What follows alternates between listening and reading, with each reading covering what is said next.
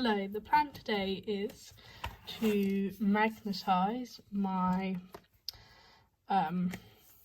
Beautybay Brights palette.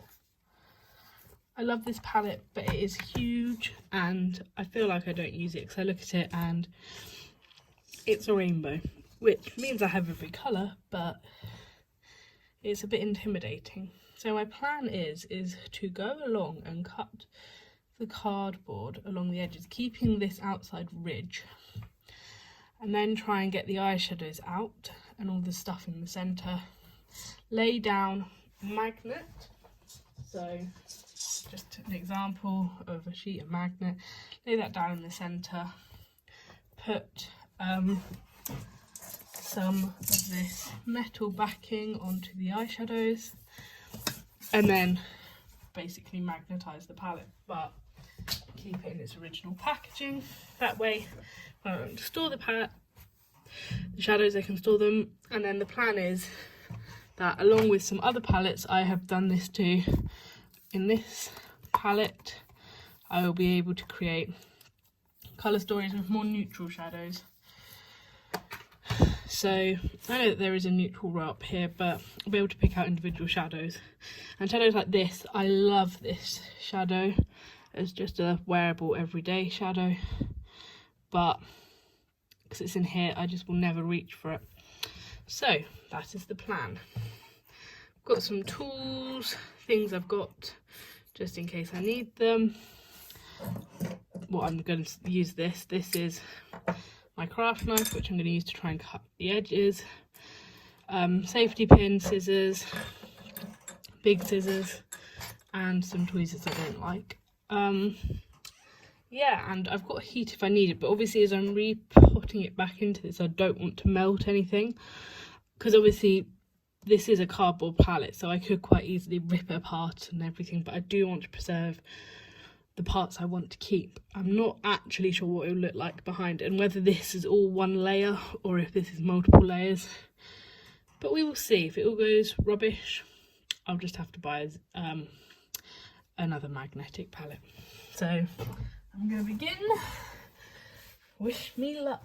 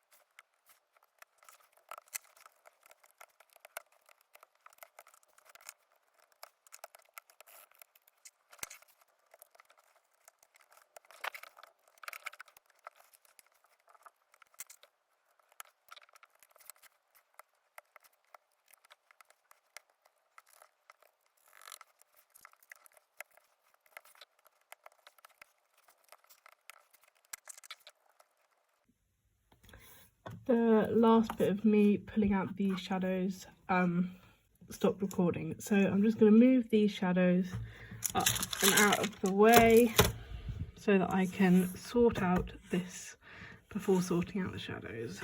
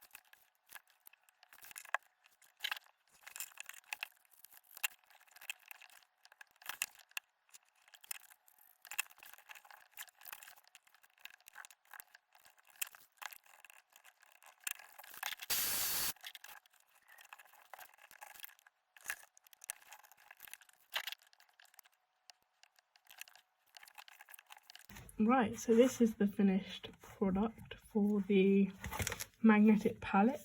As you can see, it's all completely still intact, still have everything that was on the packaging. I can still tell what it is. And now, rather than seeing the grid that you did before, you've got just that. Now, I can show you what was left from the inside. So basically, we've removed all of this. Has come out of here and left us with this beautiful magnetic area. So I am going to throw this away.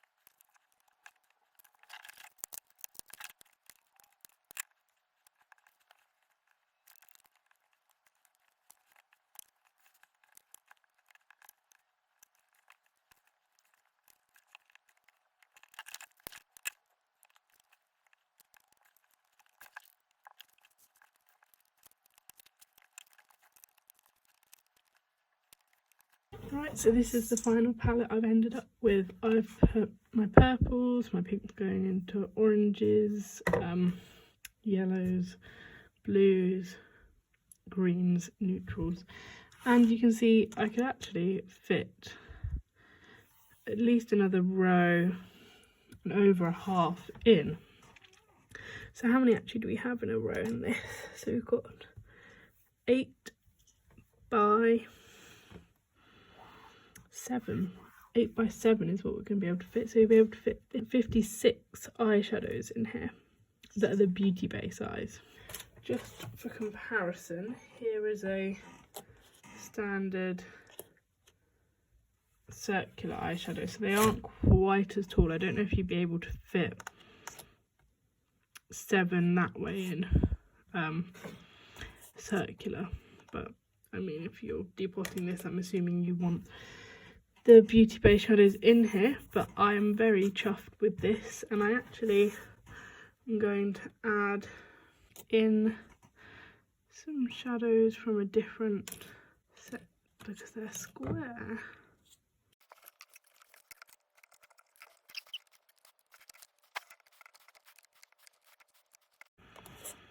Look at that. So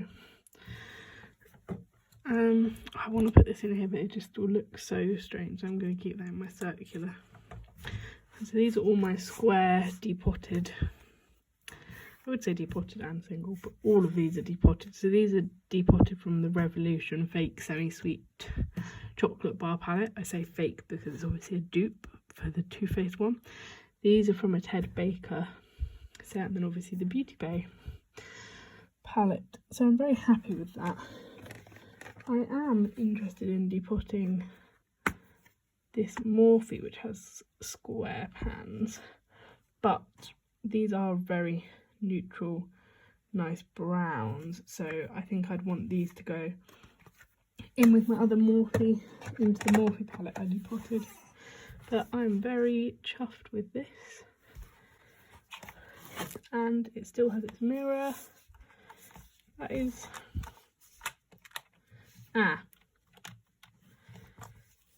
it's too high up.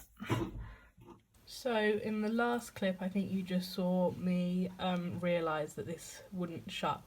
I wasn't taking into account that the magnetic sheet added depth so that the shadows were higher up. So what I ended up doing was completely taking it out, and I just, using my craft knife, going around the edges, I cut down a few more layers of cardboard so that the magnetic sheet would be deeper, and now, as you can see, the shadows are lower than the top of here.